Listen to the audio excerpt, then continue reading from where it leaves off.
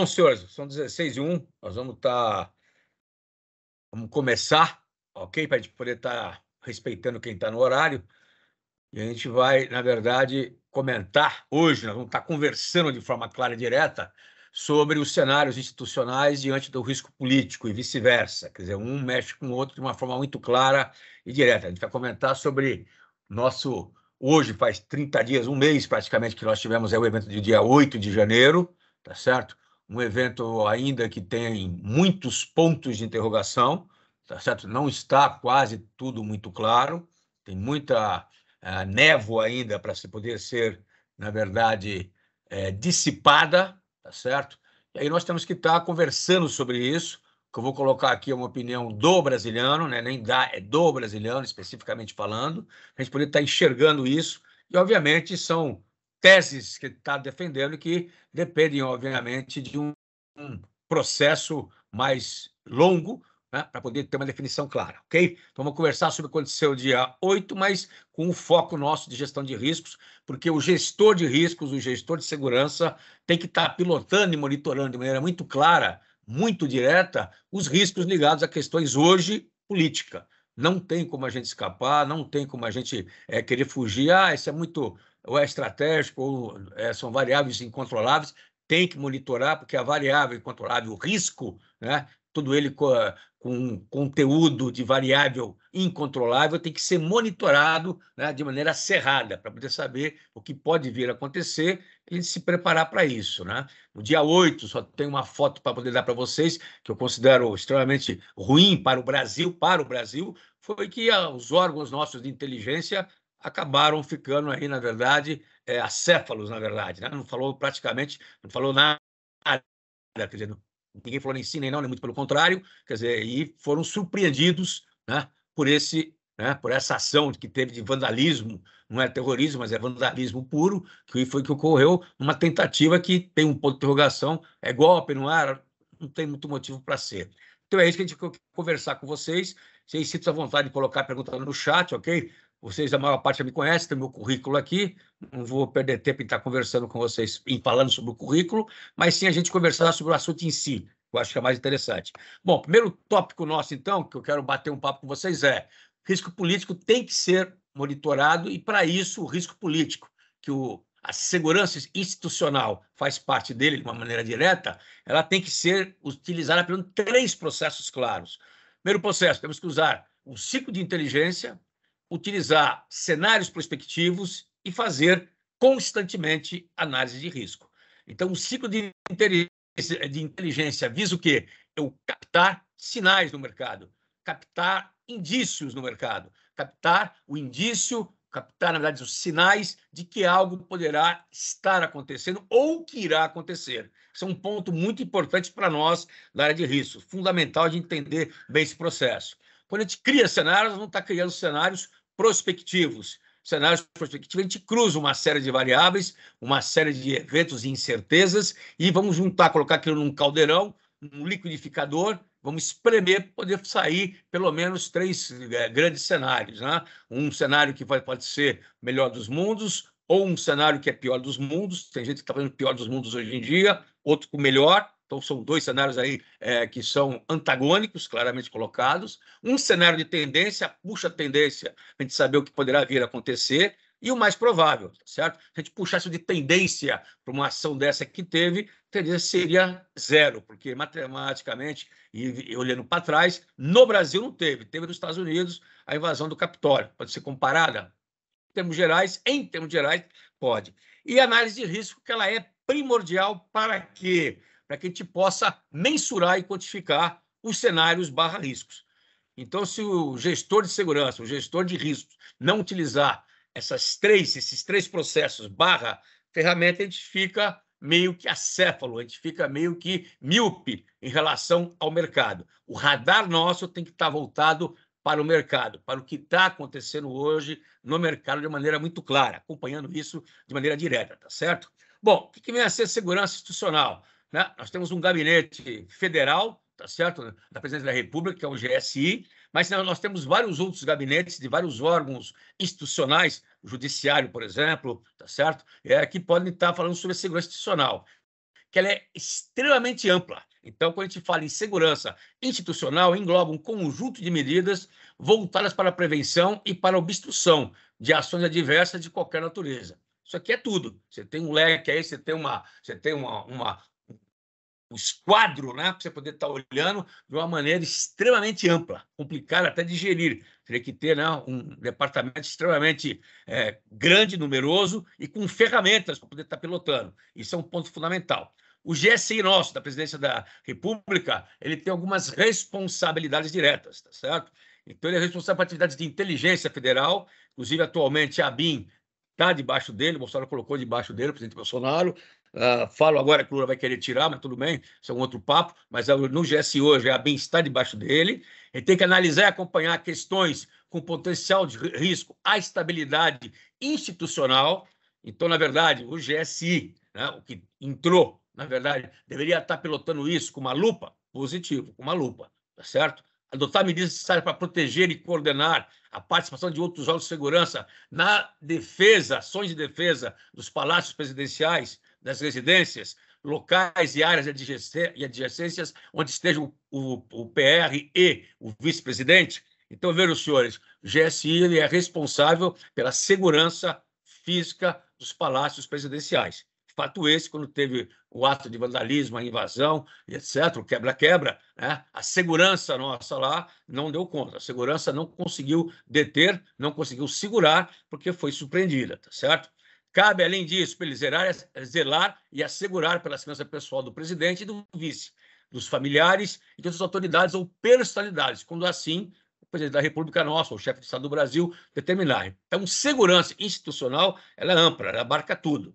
Outro lado que nós temos que olhar com muito carinho é o risco político, que as empresas não costumam olhar e não costumam dar uma certa relevância, porque ele, na verdade, o pessoal entende que isso é muito mais para uma questão extremamente estratégica, uma questão econômica, o pessoal não quer se meter, é política. Não, tem que pilotar, principalmente do que houve no dia 8 de janeiro, ou as consequências que poderiam ter tido, tá certo? Nós tivéssemos um golpe, uma intervenção, seja lá de qual for, né? O cunho, né? Isso altera o business, altera o mercado, isso é na veia que bate. Então, a empresa tem que pilotar isso daí, tá certo? Então, o risco político é o quê? É uma capacidade de uma determinada ação política, porque política é a vontade do príncipe, só fala, o príncipe quem é?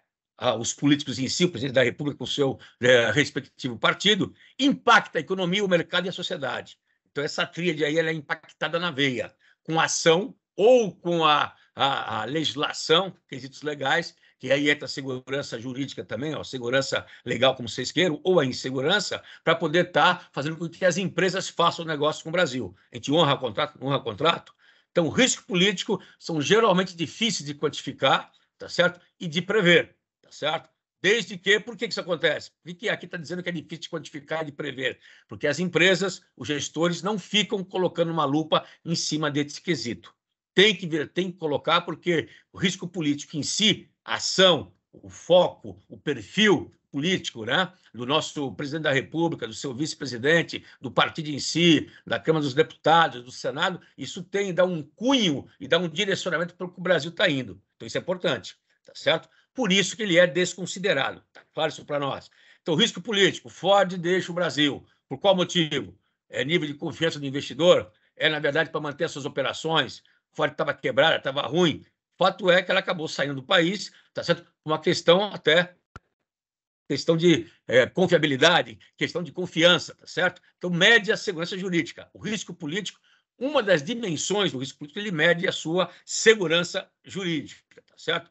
O risco político, tivemos lá na Bolívia, perdemos lá a nossa instalação da Petrobras, tá certo? O Evo Morales, na época, certo? Lula passou para ele, deu para ele, não interessa, perdemos. Isso é uma questão política. Por quê? Porque não honrou o compromisso que foi feito na época. Certo? Isso acontece em países que não são considerados sérios, não têm a confiança necessária para ter investimento. Se acontece isso aqui no Brasil, por exemplo, né, há um desinvestimento muito grande em relação a isso. Imagino vocês que se houver, né, tiver uma quebra de contrato em relação às concessionárias aí da parte de energia, que isso repercute no mundo inteiro. Hoje, todas as nossas concessionárias de energia são, na verdade, multinacionais, certo? colocaram o dinheiro aqui, apostaram nisso, estão fazendo toda a renovação, tá certo? Estão fazendo todo o esgoto necessário para a renovação das usinas, etc. Se isso é quebrado, perde-se a confiança, o Brasil perde credibilidade, tá certo? Então, isso aqui é importante. Como os mercados e empresas lidam com risco político? Isso aqui nós tiramos aqui de um paper internacional. Então, existem 4 formas que as empresas lidam isso com risco político. Por isso que, no dia 8, muita empresa foi pega, a grande maioria foi pega de calça na mão. Então, o mais comum é ignorar, como já falei para vocês. Então, os decisores acabam ignorando os fatores políticos na esperança que o problema se resolva por ele mesmo. Isso acontece e muito. O pessoal não quer saber, pensa que quer colocar de lado, não quer levar absolutamente nada.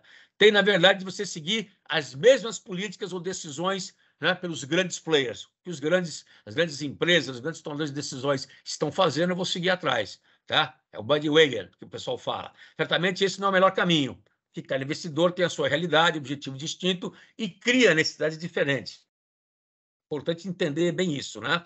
Tem uma confiança de alguém que é expert interno, alguém que é considerado como uma pessoa que conhece bem a questão política, o pessoal joga em cima dele e ele vai pela sua percepção. Poucas empresas no Brasil, conto da minha mão direita aqui e tiro 3 dedos, fazem uma avaliação do risco político com metodologia.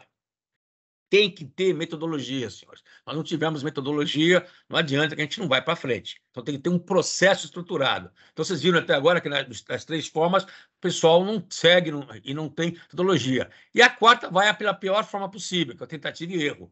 Então, no momento futuro, o padrão da resposta para o evento X anterior é reutilizado. Então, o pessoal pega o que aconteceu lá atrás e tenta reutilizar, com pouquíssima eficácia. Então, o risco político tem que ser pilotado, tem que ser monitorado como se fosse um risco corporativo normal. Ele é um risco corporativo. Tem N variáveis no meio dele. N. Nós temos que pilotar essas N variáveis. Da econômica, até a atitude, até o perfil do presidente, da sua equipe. Então, isso é importantíssimo a gente estar pilotando e monitorando, tá certo? Os tipos que nós temos de risco político pode ir desde um geopolítico, tensão, guerra, etc., podemos falar sobre riscos de energia, que afeta a organização, o fornecimento da demanda, foi o caso nosso do Brasil, risco de terrorismo, podemos ter sequestro, podemos ter danos, destruição de propriedade, né, dentro do país, que isso afugenta, na verdade, do investidor. Tensão política doméstica, foi o caso nosso, temos uma estabilidade social, pode ter um início de uma revolução, de uma guerra civil, pode ter um golpe de Estado, uma reorganização política através de coalizão, tá certo? Puxar a pessoa pelo nacionalismo, não deixar mais o estrangeiro entrar aqui, então a gente fecha as fronteiras para nós. Então, o risco político vai nessa batida, vai nessa onda. Posso ter a expropriação, aconteceu com a gente lá na Bolívia, tá certo? Ele vai confiscar a propriedade, então chega aí e começa a confiscar aí as OHS que são internacionais, tá certo? Por quê? Porque tem que ser nacional, tem que ser Brasil, então começa a ter a nacionalização do setor em si. Pode ter um cunho desse? Pode. É ruim para nós? Horroroso no estado que nós estamos. Pode ter a quebra de contrato, tá certo?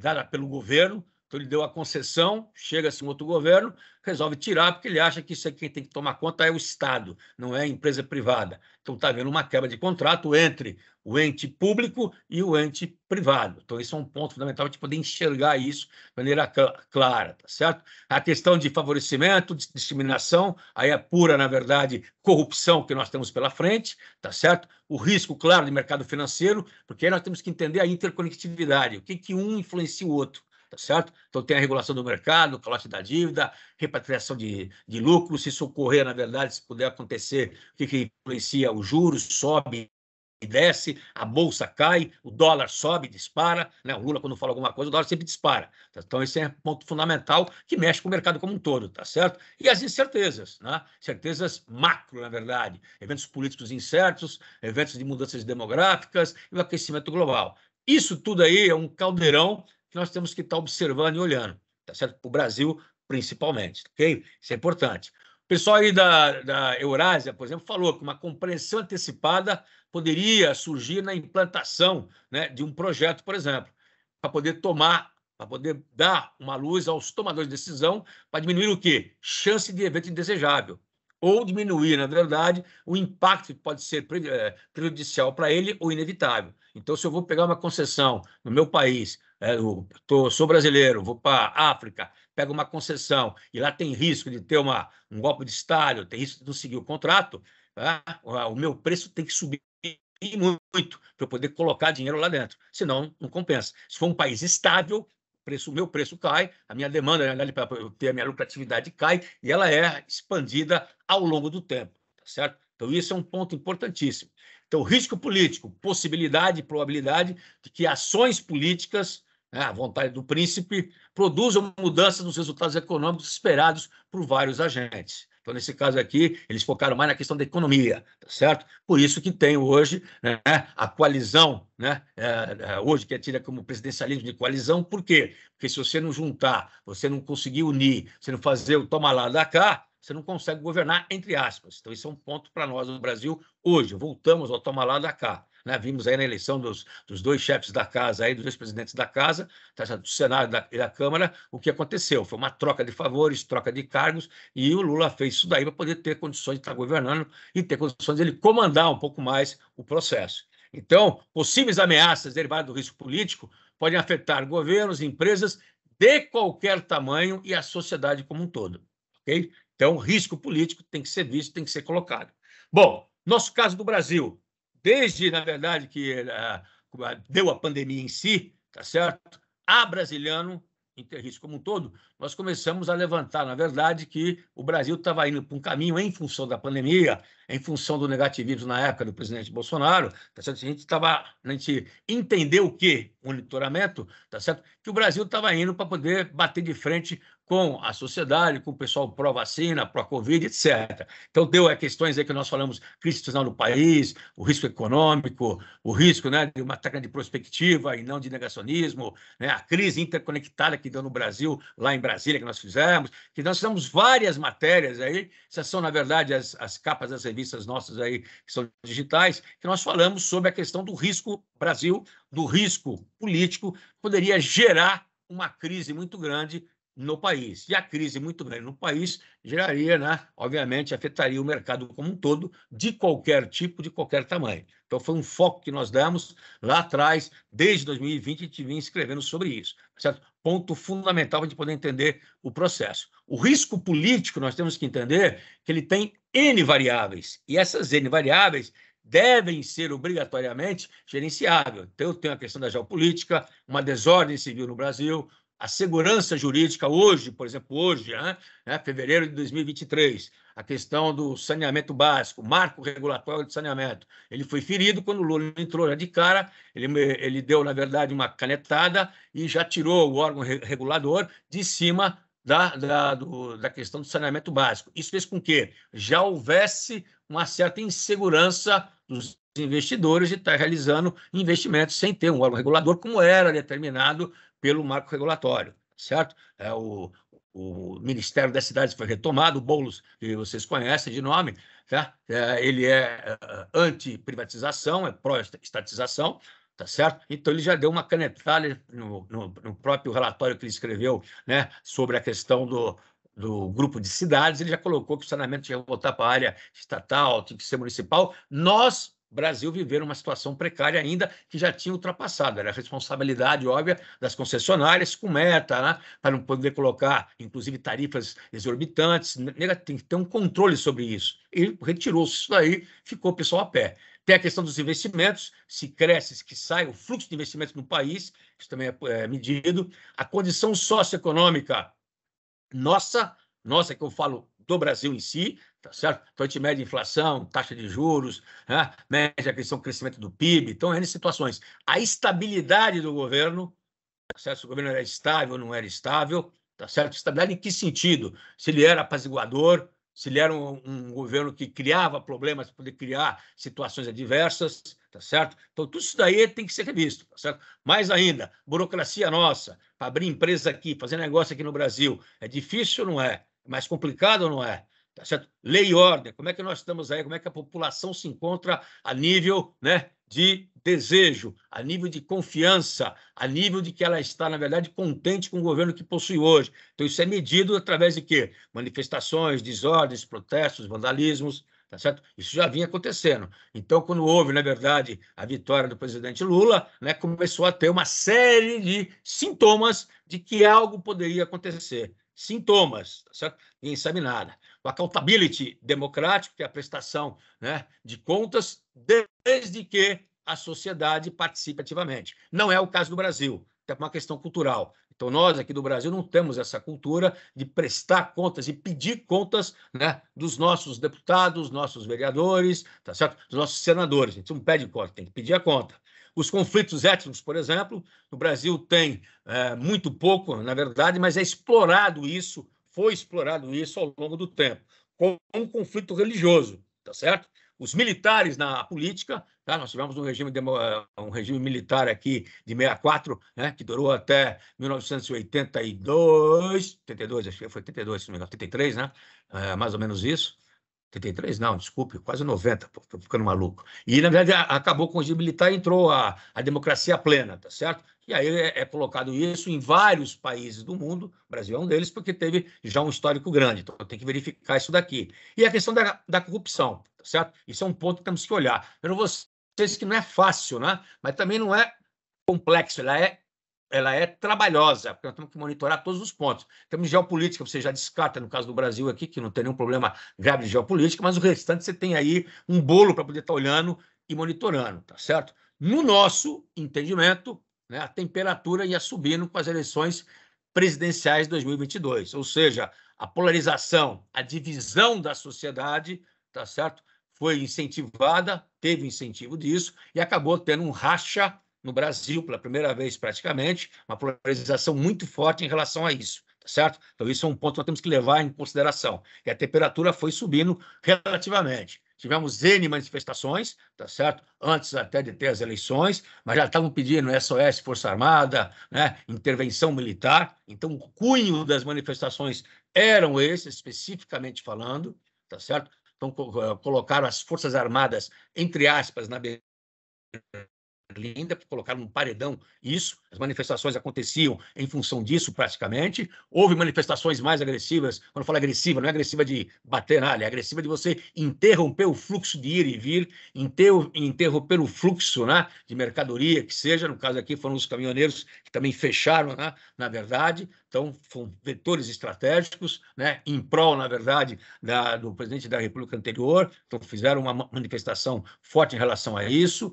Houve quebra da disciplina em instituições militares, tá certo? Não do Exército, Marinha Aeronáutica, mas quebra, sim, nas forças auxiliares, que entra a Polícia Militar, tá certo? E Polícia Federal Rodoviária, principalmente. Está aí as fotos para vocês poderem estar olhando. Isso, na época, para mim, a gente fez uma outra palestra, considero um absurdo, não poderia existir. Como falou o próprio general Mourão já várias vezes, entrou a política no quartel, disciplina sai pela porta dos fundos na hora. Não tem como, porque cada um pensa de uma maneira e é esquecido, né, a questão profissional, institucional. O que existe uma Força Armada no país, tá certo? Ela não pertence ao presidente, ela pertence ao Estado brasileiro. Então, isso é fundamental ter esse entendimento, da mesma forma que as respectivas forças auxiliares, tá certo? E os órgãos policiais como um todo, tá certo? Eles prestam serviço para a sociedade, tá certo? Como um todo. Então, eles devem, né, explicações para a sociedade. E não isso que aconteceu aí, começou já a levantar, no nosso entendimento, né, uma bandeirinha de que algo vinha pela frente, tá certo? Os 3 governadores, inclusive 2 deles aí bolsonaristas, falaram e deram ordem para as suas polícias militares atuarem, na verdade, de maneira incisiva contra os caminhoneiros na época, tá certo? Porque não podia parar o fluxo de mercadoria, podia impedir as pessoas de ir trabalhar e etc. Então, foram incisivos em relação a isso, ok? Que agiram muito bem, porque tem que colocar, na verdade, ordem na casa, né? As manifestações pacíficas, tudo bem, mas as manifestações que levam a um final com uma certa violência, e violência contra, né, a individualidade nossa, é complicado você gerir isso daqui, tá certo? A situação nos acampamentos, em função disso, começaram a montar acampamentos em frente aos quartéis, em frente ao QG. Viram vocês, senhores, isso aqui é uma construção que está sendo feita, tá certo? E aí começa a acender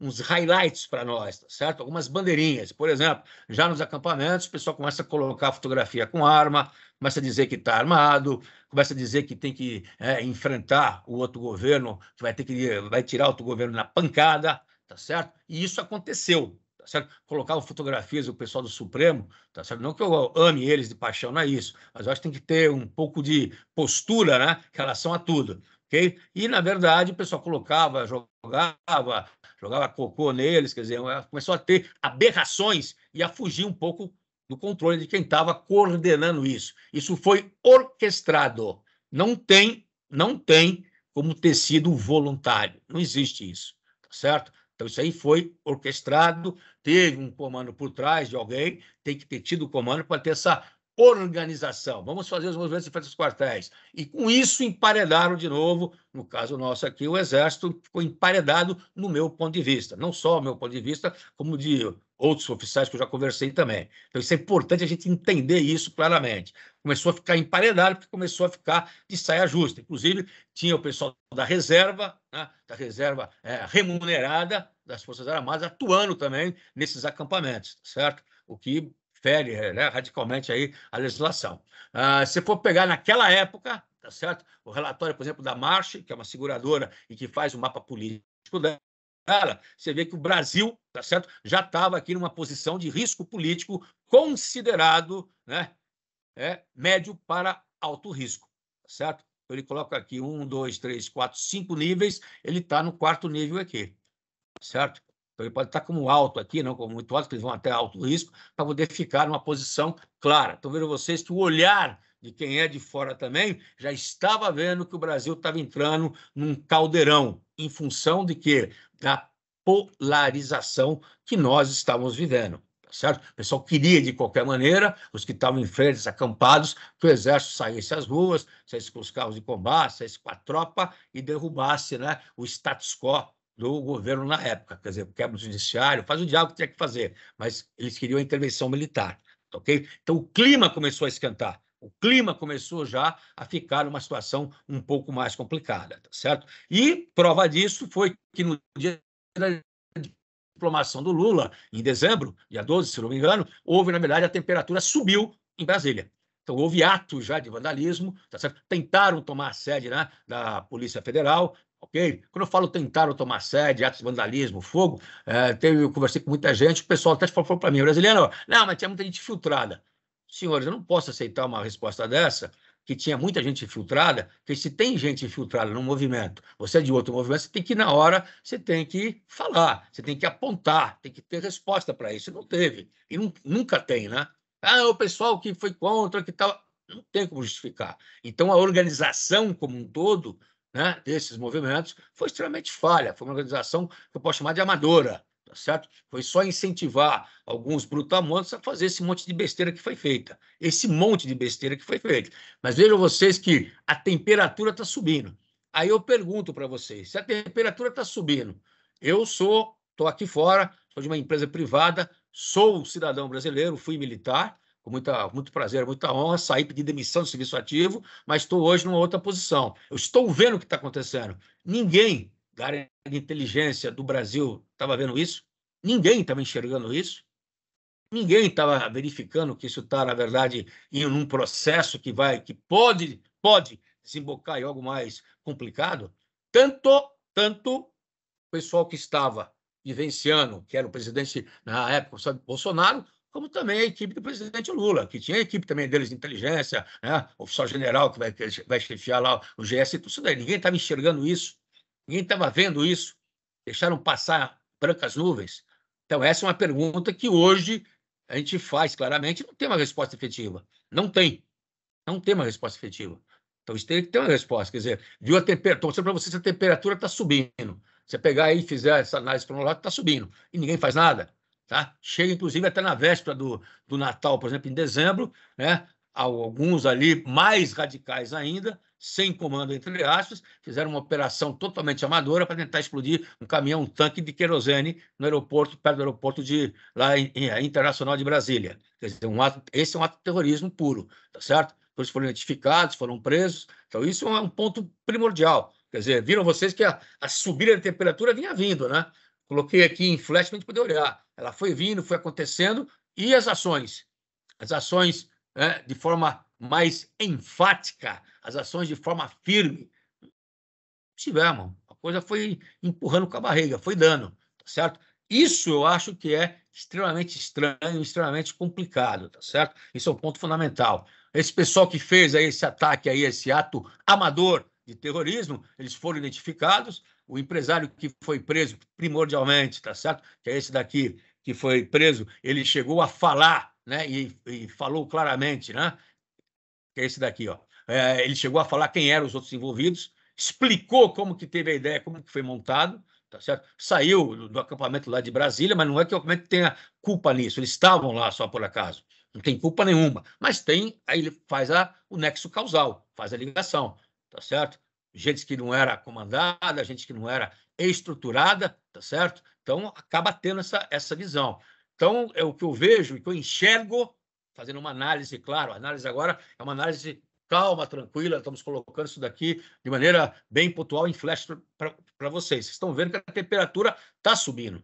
Tá certo? Tendência, numa situação dessa, qual é? Vai dar bode, vai dar problema. Não tem como não dar problema, tá certo? Vejo vocês aqui que o perfil, por exemplo, das pessoas que fizeram isso, o perfil deles, dos atos que nós tivemos aqui, era o gerente de um posto de gasolina no interior do Pará, por exemplo.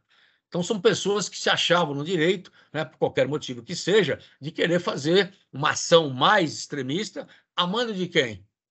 Não tinha controle, não tinha gestão. Quer dizer, faz um negócio desse, coloca o outro lado também a perder. É isso que eu falo. Quer dizer, então, faltou controle, não teve controle, né? O exército em si estava na porta dele, quer dizer, passa a ser, quer queira, quer não, como falou aí atrás um colega nosso, passa a ser omissão, passa a ser negligência. Não, vejam só, não estou dizendo que seja diretamente, mas a impressão que deu, a impressão que dá é essa, não tenha dúvida, porque saiu de dentro, ele falou que saiu de dentro, estavam conversando lá, quer dizer, lá tinha oficiais da reserva que havia conversando, não sabia de nada. Então, a gente está num completo caos lá. Não era assim, né? O pessoal era coordenado, sabia, recebia refeição, tinha toda uma estrutura logística em cima disso, tá certo? Então não era tão amador assim o processo, mas começou a ter pontos fora da curva e sinais de que algo poderia estar acontecendo. Pegamos um mapa aí no final de dezembro, pegamos um mapa, né, um barômetro aqui da COFACE, que ele mostra também de 162 países. E o Brasil está aqui também, ó, laranja escuro, ele está aqui, na verdade, no índice B, que está com um índice alto, na visão deles, né? Eles chamam de bastante alto, alto, muito alto e extremo. Então, ele tem aqui, ó, 1, 2, 3, 4, 5, 6, 7, 8 níveis de risco. Então, 8 níveis de risco é grande, e nós estamos no 5º nível de risco, certo? Estamos no 5º nível. Então, é médio, um pouquinho para cima a situação, que bate com a situação da marcha, tá certo? Então, isso é importante. Nós fizemos, em função de um cliente nosso ter pedido, né, a avaliação do risco político, e na nossa visão, tá certo? Nós entendemos que o risco político no Brasil, naquele ano, naquele tempo, naquele horizonte temporal de dezembro, era elevado. E era elevado por quê? Por causa, principalmente, desses motivos. Então, você tinha a questão, né, da segurança jurídica, tá certo? Que é um ponto importante, poderia haver quebra da segurança jurídica no país, poderia ser colocado em estado de sítio se quisesse, quer dizer, poderia quebrar uma série de coisas. A questão da desordem civil, tá certo? Vocês vão ver que aqui a nota, nós colocamos a nota máxima, tá certo? A questão, né, dos militares na política, nós colocamos como uma nota muito alta naquela época. A questão da lei e da ordem, também nós colocamos uma nota alta. Então, 3 macrofatores que citaram, nós colocamos uma nota máxima, que nós achamos que estava numa situação extremamente delicada. E é interessante que uma parte da população brasileira, da sociedade, não sentia isso. Parte da sociedade brasileira não queria saber disso. Outra parte estava mais ativa, os contra ou a favor. Então, mas uma parte estava em off, estava em cima do muro, estava numa situação certo? Então, isso é um ponto que foi colocado. Então, estava em cima aquilo ali, e isso foi que, no nosso ponto de vista, foi que acelerou esse processo, certo? Então, nós colocamos como elevado em 28 de dezembro de 2022, tá certo? Ponto importante, ok? O ato em si, do 8 de janeiro, foi comparado com o Capitólio, em 2021, nos Estados Unidos. Parecido, muito parecido, mas não no nível, né? Não na magnitude que pegou o Brasil, por incrível que pareça. Os Estados Unidos foi pontual, foi no Capitólio, o pessoal estava no comício com o Trump, saíram do comício e foram para lá. Então, o americano foi pego também de calça na mão, mas não esperavam que o Trump desse ali os insights, os flashes, o pessoal poder fazer aquilo ali, certo? Então, invadiram, e nesse caso do Capitólio, tiveram 2 mortes. O pessoal que invadiu foram presos, estão sendo julgados, uma grande parte já está sendo julgada e vai dar problema, não tem dúvida nenhuma. Mas foi também, o americano teve também esse lado. E nós tivemos o nosso, dia 8 de janeiro, tá certo? Aonde, teoricamente falando, aí eu queria que vocês refletissem isso, pensassem um pouco nisso, teoricamente falando, nós tivemos um apagão da inteligência, tanto de um lado como de outro. Por que um apagão da inteligência? Né? Isso saiu na mídia, tudo. Os sites bolsonaristas estavam avisando que ia ter uma manifestação em Brasília. Tá certo? Ia ter a manifestação, tá certo? E ninguém se preocupou com isso, ninguém olhou isso. Inclusive, vou mostrar para vocês aí um ofício do ministro da Justiça, da Segurança Nacional, o Dino mandando para o governador, no sábado, dizendo, olha, está chegando o ônibus, tem que ficar atento, mas de uma forma light. Quer dizer, então tem aí, espanta, né? O que ocorreu nesse dia 8 aí, esse apagão que eu falo, é que ninguém teve condições, tanto um lado como o outro, quer dizer, quando eu falo um lado como o outro, é o seguinte, o governo que estava já no poder, o governo do Lula, tá certo? Ele não tem inteligência, não tinha um GSI na mão, não sabia o que ia acontecer, tá certo? Não tem como. Os órgãos foram colocados omisso, né? Isso é um ponto importante. Se não estava vendo, estavam errados, é isso então. Mas essa é a minha questão. Para nós aqui estava claro, entendeu? Isso é importante. Mas na realidade, parece que não. Ou fizeram-se, né, de ouvidos de mercador. Não quiseram ouvir, não quiseram enxergar, por N razões que eu vou falar aí. Isso é uma tese nossa, né? Que nós temos que procurar entender. Que foi uma barbaridade que aconteceu, que acabou saindo fora de controle. E se a gente for pensar em termos de um ato golpista, por exemplo, qual foi o objetivo que fez com que ali gerasse? Era para gerar um caos em Brasília, ter, na verdade, né, o Exército sair à rua com a GLO, né, garantia da lei e da ordem, por exemplo, né? Tanto é que Lula não quis colocar isso daqui, com um certo receio de que isso viesse a acontecer. Não tinha mais, na verdade, a confiança no comandante do Exército, isso ficou claro para nós, tá certo? Então, o que aconteceu? Esse apagão. A PM ficou claramente para todo mundo, né? Dizendo que ficou fotografado, filmado por todo mundo, que eles estavam encostados, eles estavam pilotando, estavam tirando fotografia e pouco se importando com o que estava acontecendo. Isso é real.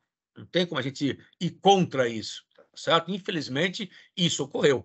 Quer dizer, outros pontos importantes para a gente poder levantar, né? E a gente pensar aqui, pega o Palácio do Governo nosso, Palácio do Alvorada, tá certo? Segurança reduzida, segurança ficou reduzida, ficou pequena, quer dizer, se o ministro alertou o governador, não alertou o GSI não alertou. Então, tem nuvens, na verdade, que tem no meio do caminho. Tem nuvens que estão no meio do caminho. E eu não consigo entender. Inclusive, os órgãos de inteligência deveriam estar falando sim. Por quê? Para poder se defender. A impressão que dá para a gente, que está de fora, e lá de fora do país também, é que houve um apagão de inteligência aqui, propositadamente ou não, mas houve um apagão. Negligência? Incompetência? Talvez. Mas houve apagão? Houve. Isso ninguém pode negar, porque todo mundo foi pego de surpresa. Quando começou a balbúrdia lá, foi que chamou depois o choque de Brasília, o choque chegou atrasado, ainda entrou a cavalaria no meio, ainda apanhou dos caras no meio, entrou o pessoal sozinho, quer dizer, sem nenhum tipo de estruturação, certo? Estruturação. Importante isso a gente falar, né? E o pessoal enfrentou claramente, né, a polícia de maneira clara. A polícia, o exército, inclusive, depois mandou, né, o batalhão presidencial lá poder estar também se encontrando, mas foi a toca de caixa, tá certo? Então, isso é um ponto fundamental. Né? Teve o lance lá do comandante do batalhão, que vai falar aí, tá aí a questão do inquérito, né, que acabou defendendo ou não, mas aquele filme é uma coisa horrorosa, um PM, né, dando ordem para o coronel, para coisa absurda que não ia acontecer, e aconteceu. Então, aconteceram fatos que, porra, tocaram e explodiram. Disseram assim, o que está vendo? O que houve com a gente?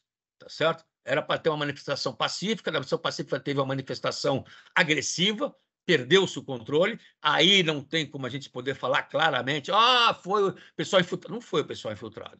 Aí vem a psicologia de massa, que é onde a gente sabe que isso aí altera, tá certo? Isso aí, na verdade, vai impregnar, e a pessoa no meio da multidão se acha totalmente protegido e faz umas barbaridades, né, que acabaram ocorrendo. Então, 8 de janeiro, aconteceu este evento por culpa exclusiva, e eu falo abertamente isso, como já falei, tá certo? Por culpa exclusiva dos órgãos de segurança, dos órgãos de inteligência, que ninguém falou nada. Ah, não, estou falando lá dentro. Ninguém falou nada. Ninguém falou nada. Absolutamente nada. Tá silêncio rádio total. Quer dizer, então isso aí demonstra que tem culpa no cartório. Ou sabiam e não quiseram falar, ou quiseram alertar o que ela não quis ouvir, mas ninguém falou nada. Nada, não pode isso aí, não existe isso. Tá certo? Isso é um ponto fundamental para a gente poder entender o processo como um todo, tá certo? Então, essa barbaridade que aconteceu aqui, essa perda de comando, essa perda de controle, ocorreu. Ocorreu porque a nossa inteligência não soube pilotar ou monitorar. Infelizmente, essa é uma realidade. Quando eu falo nossa inteligência, entra a GSI, entra a BIM, entra a Polícia Federal, entra as PMs, entra as Forças Armadas. Ninguém previu, ninguém quis prever, não interessa. Mas teve o apagão. Isso é fato, porque não era para acontecer um negócio desse, tá certo? As omissões, exatamente, Alfredo, é isso mesmo. Omissões propositais ou não, mas houve omissão. Então, está claro para mim isso daqui, e infelizmente pega companheiros nossos, colegas nossos, ex-companheiros meus, ex-colega meu, tá certo? Então, isso é importante falar. Então, ocorreu esse fato porque teve uma miopia dos órgãos de segurança. Público, na verdade, tanto estadual como federal, tiveram isso daqui. Não tem jeito, gente. Então, houve, na verdade, não tem como falar, isso foi. Não tem. Eu não aceito essa desculpa, porque isso era evidente, tá certo? E aí entra alguns pontos para a gente poder estar falando, tá certo? A falha foi coletiva, né? A ação do Lula foi uma ação imediata e firme. Aí eu levanto a bandeira, uma tese do brasiliano. Ele sabia, não sabia, tinha ideia, não sabe, não tem.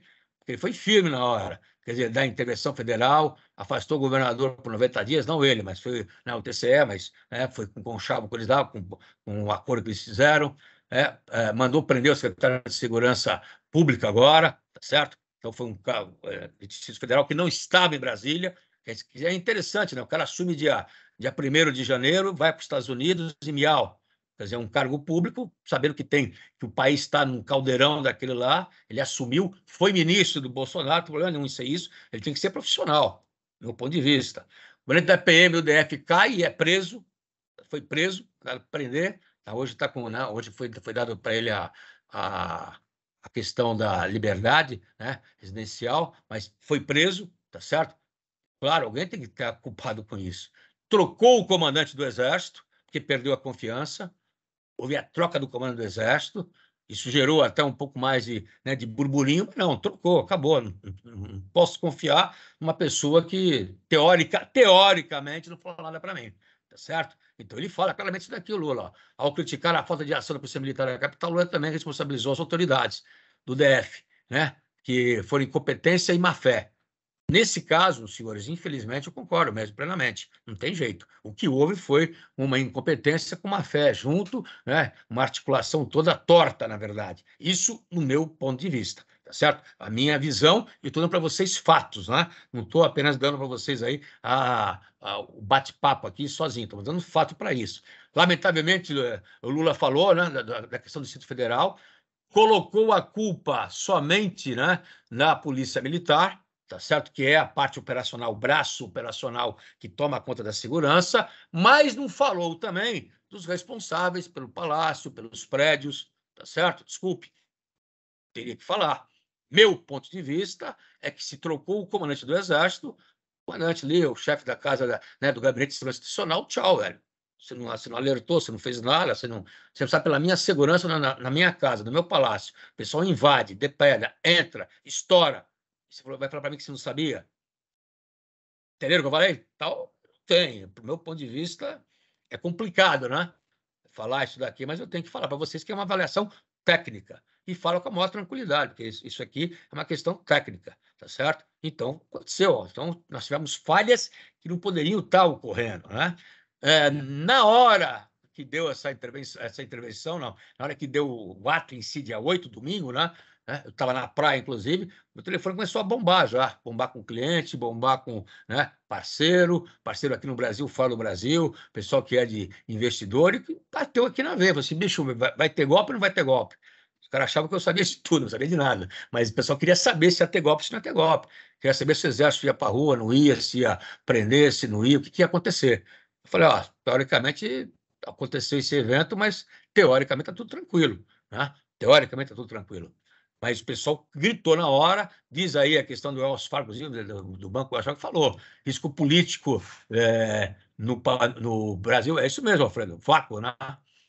O risco político no Brasil cresce, a perspectiva econômica segue intacta. Aqui ele rachou. Eu discordo desse dizer, porque o político está embutido, a questão política em si é a questão econômica, porque mexe na veia, mexeu na veia. E o pessoal estava acreditando claramente, falaram claramente, como está escrito aí, tá certo, que teria que estar cuidando da questão agora social, da sociedade, não social, né, com a questão da desigualdade, mas social, da sociedade em si, não termos polarização, por exemplo, tá certo?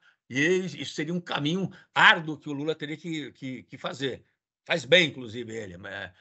Ele é profissional, não é besta, não. Então, mas só que tem que ver os interesses, tá certo? Então, isso é importante. Mas ficou claro que está rachado, para o investidor isso é complicado, e o cara puxa o freio de mão. Não teve jeito, então está escrito para vocês aí, depois vocês vão receber a apresentação, vocês vão ver.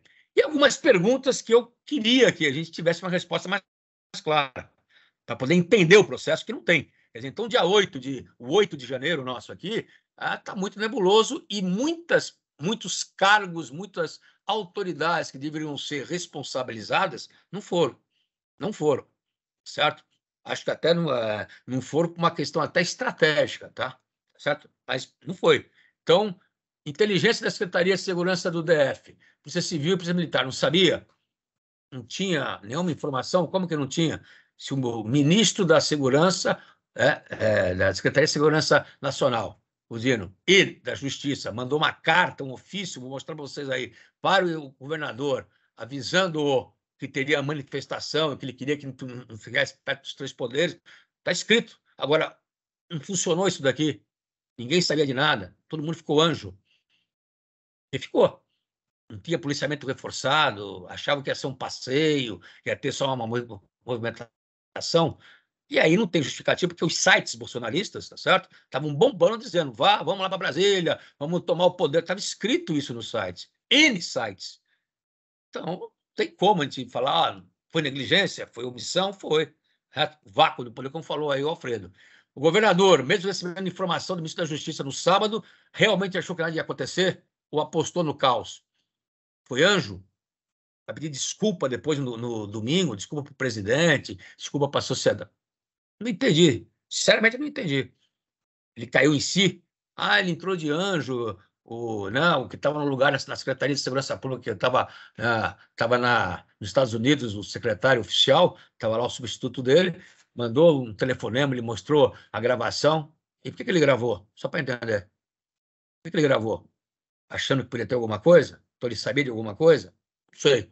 Só estou levantando a lebre, porque são respostas, para mim, teriam que ter uma resposta clara, objetiva, tá certo? Quer dizer, pega a inteligência do DF, Distrito Federal, sabia ou não sabia? Cadê as evidências aqui? Mostra para mim. Você não sabe, é cana, velho.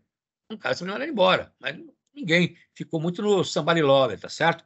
Ponto importante aqui, isso aqui é o ofício que o ministro mandou para o governador, ó. Está descrito aí. Está descrito que está chegando muita gente, muita gente de ônibus, o pessoal que é contra o governo atual, o governo Lula, que estava. Já está dizendo aqui, está no ofício daqui. Quer dizer, isso aqui na cara, isso aqui não é nem uma questão de inteligência, é uma questão de burrice. Desculpe, uma burrice muito grande, porque está na cara que algo ia acontecer. Não precisa nem ter um analista, né, de inteligência sênior. Um júnior já ia perceber que tinha problema e que nessa manifestação podia pipocar muita coisa. Está dizendo isso daqui. Ele falou ali, inclusive, ele pediu para proibir, né, o acesso. Está aqui escrito. Ninguém fez nada, o cara desconsiderou, o GSI desconsiderou para poder dar uma proteção maior lá no Palácio. Não entendi também. Desculpe, não entendi. Eu não entendi. Isso é um ponto claro, não entendi. Então, essa névoa teria que ser dissipada e não foi dissipada, tá certo? Do meu ponto de vista, não foi. Colocaram panos aí para poder estar afagando, tá certo? Ponto importante. O GSI não tinha informação. E a BIM também não tinha, quer dizer, ele não tinha, a BIM não tinha, a segurança, né, das instalações era dele, GSI, foi depredada, entraram, tá certo? O GSI era o responsável direto. O que aconteceu com ele, com o órgão? Nada. Então, pergunta que eu faço para vocês, para a gente poder tentar verificar, né, possibilidades, né? A inteligência do Exército não sabia, não houve divulgação, teve tropa sobre o Exército Brasileiro, o responsável pela segurança do Palácio é o Exército Brasileiro. Estava lá, tem um batalhão de guardas presidencial, tem a cavalaria, então tem dois, tem infantaria e cavalaria. E aí? Nada? Absolutamente nada, quer dizer, passou em brancas nuvens. Não entendi, sinceramente não entendi. Teve um reforço no sábado à noite mandaram embora o reforço, pelo que falaram, tá certo? Outros órgãos de inteligência do Brasil, nada. A BIM, PF, ninguém sabia de nada. Então tivemos um apagão de fato, foi isso?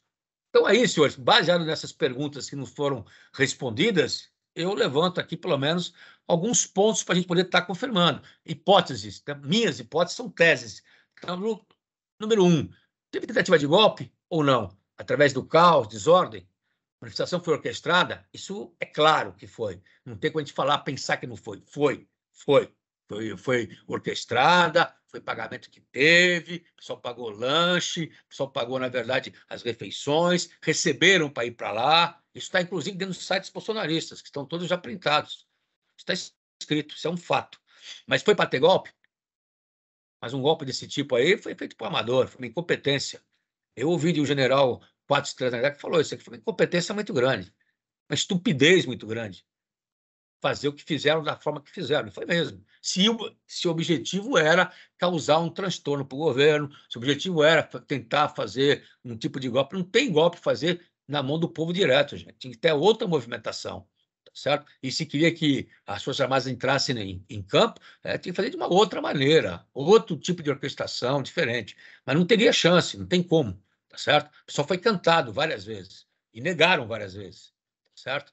Então está aqui. Certo? Tentativa de golpe foi isso que eles queriam fazer? Uma tese. Segunda, o governo Lula sabia disso, ele tinha informações das manifestações e da sua magnitude e apostou na incompetência ou na inércia da oposição. Para quê? Para ele se solidificar, ganhar força perante o mundo e a sociedade. Por quê? Quando começaram a ter, desculpe, as manifestações, né? O Lula recebeu N telefonemas, N cartas, N e-mails, dizendo, força, isso aqui, o Brasil tem que manter a democracia do mundo inteiro, da França, dos Estados Unidos, da Inglaterra, tá certo? Da Itália, foi embora. O mundo inteiro mandou mensagem para eles, tá certo? Dizendo que ficaram satisfeitos que o Brasil, né, manteve ainda a democracia, já que fez isso para poder ganhar, e com isso ganhou força. Com isso o governo em si ganhou força, tá certo? Ele ganhou uma força muito grande. E a extrema-direita, os radicais que queriam alguma coisa contrária, deram um tiro no pé. Isso, na minha tese, na minha visão. Poderia ser isso. Ou a terceira hipótese, ele não sabia de nada, realmente, teve um apagão de inteligência, tá certo? E aí teríamos que rever os conceitos e estruturas da inteligência do Brasil, porque se ninguém ficou sabendo de nada, tem que rever. Alguma coisa está errada. Alguma coisa está errada. Não tem como. Mas teve a perspicácia da ação rápida e assertiva, ganhando posição no contexto nosso e internacional, tá certo? Quer dizer, quais dessas hipóteses aqui é a mais factível? A primeira, né, tentativa de golpe puro, não sei, eu não entendi muito qual era o objetivo final deles, se é que tiveram essa intenção. Na segunda, pode ser também porque muitas peças do xadrez que deveriam estar sendo mexida, não foi mexida. Não foi mexida. A PF fica debaixo do ministro da Justiça. Ele não apertou? Escuta, você não tem informação? Vocês não trabalham com inteligência? Cadê o retorno disso daí? Vocês não sabiam o que isso ia acontecer? Se eu mandei um ofício, ninguém fez nada? Então, tem uma desarticulação, no meu ponto de vista, que me chama a atenção, que não é normal ter em qualquer tipo de governo, a não ser que tenha alguma intenção, ok? O governo atual não sabia disso, e aí ele foi pego. Então, se isso aconteceu, de fato, nós temos que rever muita coisa internamente, porque nós estamos para trás. E eu não acredito, eu, brasileiro, não acredito nisso. A minha hipótese, a minha do brasileiro, é a segunda, que eu considero ser a mais provável, no meu ponto de vista. Meu ponto de vista, com as peças que eu falei com os senhores que não ocorreram. E aqui está, mais ou menos, uma prova disso, né? 8 de fevereiro, quais foram as consequências, então? Então, os ataques levaram à prisão aí quase que 1.000 pessoas, tá certo? Na hora, muitas delas nem sabiam, né? Os acampamentos foram desfeitos, tá certo? E é interessante ouvir isso daí, né? Passou na Globo, passou na CBN, uma velhinha que foi presa, coitada, na hora, uma senhora de idade, quase que 78 anos, 79 anos, e ela falando abertamente, inocentemente, não, mas o general vinha aqui, falava com a gente, agora não tem ninguém, viraram nosso inimigo. Sacanagem, né, senhores? Né, então, vamos colocar. Isso tem, eu tenho até esse vídeo aí, não quis mostrar aí, porque eu não acho que é o caso, né? Mas tem isso daqui. Isso é uma sacanagem, né, senhores? Fazer um negócio desse. Né? Aproveitar um pouco disso, né? Então, isso acontece, né? Porque o número de pessoas mais de idade, terceira idade, tá certo? Que estavam no acampamento era muito elevado, tá certo? Muito elevado. Então, isso foi um ponto que chamou a atenção da turma. O pessoal do PGR, na verdade, né, e Supremo, eles abriram 7 investigações para poder apurar os executores, financiadores, estão atrás de quem jogou dinheiro na parada e poder estar verificando. Então, isso é um ponto fundamental, tá certo? Os investigados, né, obviamente, caiu em cima do Bolsonaro, porque não teve como não cair, tá certo? Ele, quando perdeu a eleição, não falou lá durante um tempo grande, tá certo? No meu ponto de vista, do brasiliano, ele estava deprimido, só tentava jogar outra coisa. Isso é meu ponto de vista, meu do brasiliano, tá? Estava deprimido, levou a pancada, não acreditou.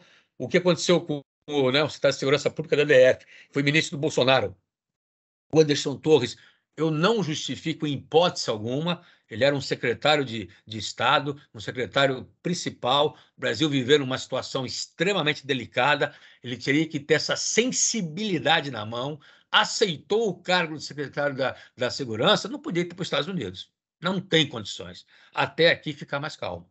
E o nosso governador que dançou, coitado, ele foi usado como bucha de canhão, tá certo? Isso é um ponto importante. Ou ele é um tremendo de um safado e está se fazendo de besta, ou se ele é, na verdade, se ele é altamente inocente, ele não pode estar no cargo que está. Desculpem, não pode. Não pode. Pedir desculpa, tal, não dá. Eu não aceito. Eu não aceito. Ele é um chefe, um governador de uma área importantíssima do país, não pode ser amador. Não dá para ser amador. Não dá para ele, como governador, saber que não tem que lidar com inteligência, com polícia. Não tem como. Desculpe, eu não aceito. Posso estar enganado, mas não aceito. Tá certo? O coronel da PM do Distrito Federal também tem que dançar, porque é o comandante e é o responsável. Tá certo? Deveria saber disso tudo. Ou apostou que teria um golpe, ou apostou que deveria. Algo tem por trás disso. Eu não acredito que seja por incompetência. Não acredito. E uma omissão por omissão não tem. Teria que ter algo que falaram ou cantaram no ouvido deles. Não tem como, tá certo? Número 2 também foi exonerado, óbvio, não tem como ficar, tá certo? Para ser punido e investigado. Importante isso, tá? E mais as pessoas que têm aí o questionamento poder estar entendendo. Então, isso aqui é um. E interessante, depois entra, o Globo ainda fala aqui, que é, né, o que aconteceu, na verdade, com os variados outros crimes, como, né, associação criminosa, né, vandalismo, aí tem os que foram um golpe de Estado, colocaram, enquadraram nisso o golpe de Estado, tá certo? Tem uma operação aí, Lesa Pátria, que a PF tá fazendo, tá certo? Poder estar identificando quem são os articuladores por trás. Alguns policiais militares foram envolvidos, aí estão sendo suspeitos, tá certo? E tem ainda a questão, né, da justiça militar, que a justiça militar está a nossa justiça militar do Brasil, né, especificamente falando, do Exército em si, tá certo?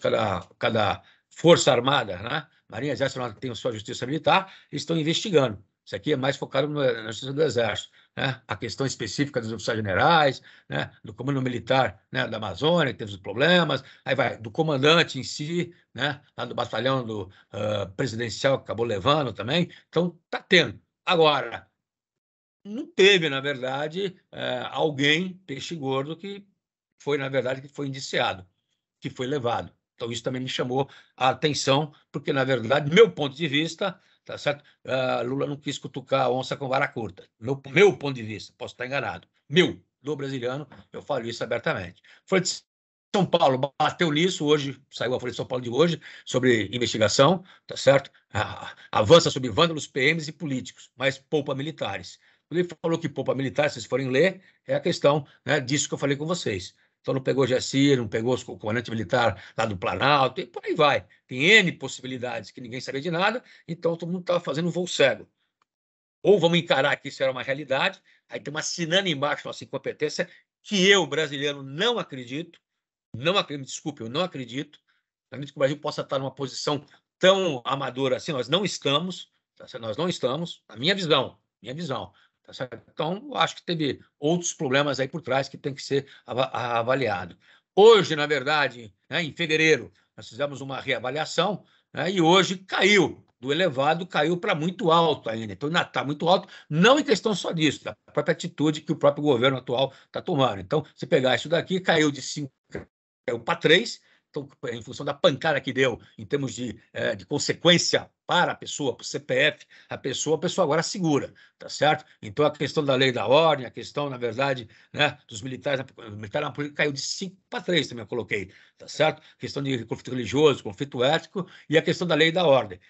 Mantivemos alto o quê? Tivemos alta a questão da segurança jurídica, tendo em vista que o próprio Lula mexeu em alguns quesitos aí nacionais que impactam empresas que colocaram dinheiro aqui dentro, tá certo? Olha, eu falei do marco regulatório do saneamento, é um deles, tá certo? Então, acho que isso aqui manteve. Então, nós estamos, na nossa interpretação, cenários agora, daqui para frente, está no muito alto ainda, tendência, tá certo? É cair, é diminuir, tendência. Mas tem que ter um monitoramento cerrado em cima de quê? Dos 13 macrofatores. Foco aonde? Meu ponto de vista, segurança jurídica, que isso dá, na verdade, uma sustentabilidade, uma sustentação, um embasamento para a empresa investir, desordem civil, militares na política, conflitos religiosos, éticos de lei e ordem. Claro que isso aqui está interligado diretamente com o quê? Com a questão econômica e social. Questão econômica, tem aí o risco inflacionário e fiscal, que impacta na taxa de juros. Então, vocês estão observando e acompanhando que o Lula está batendo de frente, né, com quem? Com o Banco Central, que hoje ele é totalmente autônomo, então ele é independente. E está subindo a taxa, que é a função dele, a taxa Selic, tá? E o Lula quer que isso baixe para poder estender o combate à inflação. Se estender o combate à inflação um pouco mais, o próprio Pastore já falou aí nos artigos que ele escreve, deu entrevista aí na rádio, dizendo que isso aí é apagar fogo com gasolina, que a tendência é estourar. Mas como o Lula quer fazer um governo mais populista, tendência, na verdade, de querer forçar a barra, né? O Roberto Campos está segurando, vai segurar, ele é independente, quando trocar, aí são outros R$ 500. Então, no meu ponto de vista, é gerenciável até agora. Conclusão, 2 incertezas críticas têm que ser monitoradas hoje com lupa, mas lupa. Nós temos que ser, na verdade, né, gerenciadores de risco da questão política, o risco político olhando a economia barra política. São as 2 condições que fazem e criam um ambiente de instabilidade. As 2 incertezas influenciam entre si, e esse ambiente faz com que tenha grande volatilidade. O que significa isso daí? Qualquer tipo de ação de uma dessas incertezas redunda na materialização de outros eventos, né? Por exemplo, social e suas raízes, né? E suas causas raízes, tá certo? Outro ponto importante, os riscos devem ser monitorados, tá certo? Olhando de forma direta para as causas que potencializam. Okay? Então, isso é importante a gente saber. Eu tenho que montar indicadores, senhores. O que eu vou monitorar na questão política, da segurança jurídica, na questão econômica? O que eu vou fazer com isso? Tá certo? Na nossa área, especificamente, tem que ter plano de prevenção e plano de contingenciamento, para evitar ser pego de surpresa com os variados riscos que podem ocorrer. Tá certo? Então, nós temos que ter esse plano. Temos que ter o plano B nosso, sabendo que a situação pode haver, né? Como está muito alta, no nosso ponto de vista, pode haver, né, uma inversão aí e a coisa pode ficar mais complicada, tá certo? Isso na minha interpretação. Então, os riscos podem mudar de configuração em termos de impacto e forma. Para quê? Dependendo do comportamento das 2 incertezas críticas. Então, temos que acompanhar o que o Lula, não só o Lula, mas o seu gabinete como um todo, com o perfil que eles têm hoje, junto com o perfil de Lula, gera as atitudes que eles estão fazendo. Nós temos que gerir isso daí, gerenciar isso daí e verificar que isso pode acontecer. Por esta razão, que o monitoramento hoje ele é estratégico, crucial e essencial. Para quê? Para evitar termos um cisne negro ou um rinoceronte cinza. O que aconteceu dia 8 de janeiro foi um rinoceronte cinza, que já estava esquentando o clima, já estava subindo o clima nessa questão. Então, no nosso ponto de vista, isso é um ponto fundamental para a gente poder entender o processo, certo? Isso é fundamental a gente verificar isso daí. Muito bem, senhores. Eu entendo que hoje o que nós temos que utilizar, tá certo? É saber que o mundo é VUCA, tá certo? Você já sabe disso, dessa sigla, né? Volátil, incerto, complexo e ambíguo, e o mundo bunny. Então, ele é integrado com isso. Se eu não usar as 3 ferramentas, as 3 técnicas, eu vou estar jogando com a sorte. Então, para vocês darem uma segurança para suas empresas, vocês terem condições de estar enxergando o que pode acontecer, tem que ter o levantamento do risco político, sim. Nesse risco político entra a condição socioeconômica, sim, e temos que estar monitorando indicadores, tá certo? E isso tem que ser feito de maneira profissional. Aí não pode colocar o coração ou a emoção em cima. Tem que ser feito de maneira gelada, tá certo? Mais fria, tá certo? Para poder evitar, às vezes, uma miopia que vocês estão enxergando. Ok, senhores? Eu queria conversar com vocês sobre isso, tá certo? Me coloco à disposição se tiver alguma pergunta, alguma dúvida, tá certo? Aí depois a menina vai mandar para vocês a apresentação. Por uma questão de regulação, as fotos que estão aqui terão que ser tiradas quando for remeter a apresentação, ok? Então a gente não pode mandar, porque é direito autoral, posso apresentar em aula, em palestra, mas não posso mandar isso aí de maneira direta, ok? Isso foi pego na internet e tal, mas tem todo o processo como um todo de regulação existente. Senhores, alguma dúvida, alguma pergunta? O mundo ficou quietinho? Tá certo? Hã? Ok. Obrigado, Alfredo. Muito bom, senhores. Então, se ninguém tem dúvida, tá certo? Vocês sintam-se à vontade depois, quem quiser mandar depois um e-mail para mim, para perguntar alguma coisa, tirar alguma dúvida, mande que eu respondo. Eu demoro um pouquinho para responder, mas eu respondo para todos, ok? Aí vocês fiquem cientes disso. Ok, obrigado, pessoal. Ok. Senhores, então, muito obrigado aí pela paciência de ter me ouvido, tá certo? Até semana que vem tem sobre os riscos globais. Aí é outro papo, aí vai ser uma questão de estar apresentando aí uma parte do relatório do Global Risk Report e a gente conversar um pouquinho, ok? Muito obrigado, então, senhores. Forte abraço a todos aí, então, tá?